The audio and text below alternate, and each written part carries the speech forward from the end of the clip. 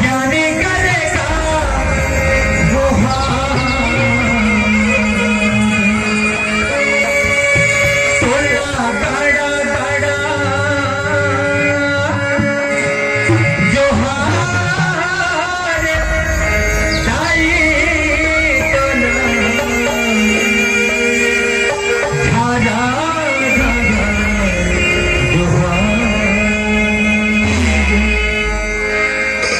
ये दुनिया के देवता देवता तो देवता सबला सिखाते ये हम मानवता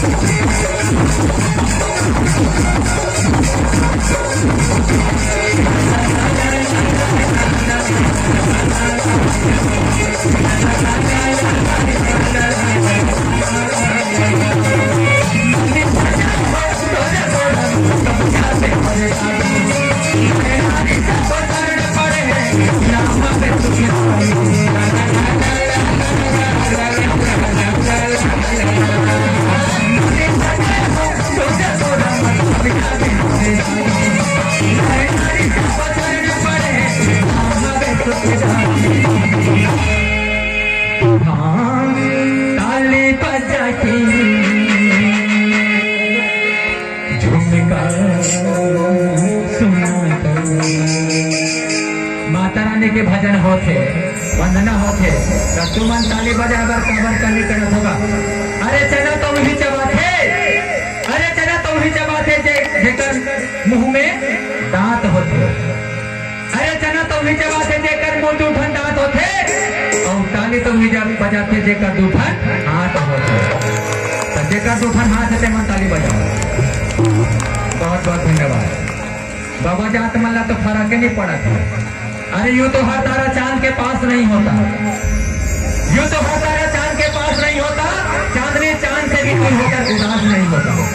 अरे इतनी सारी महफिल सजी है मेरे दोस्तों, मगर ताली के बगैर आप लोगों का एहसास नहीं होता, एहसास नहीं होता, एहसास नहीं होता।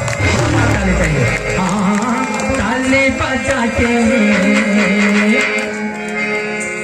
झुमका सुनाते, ताली बजा के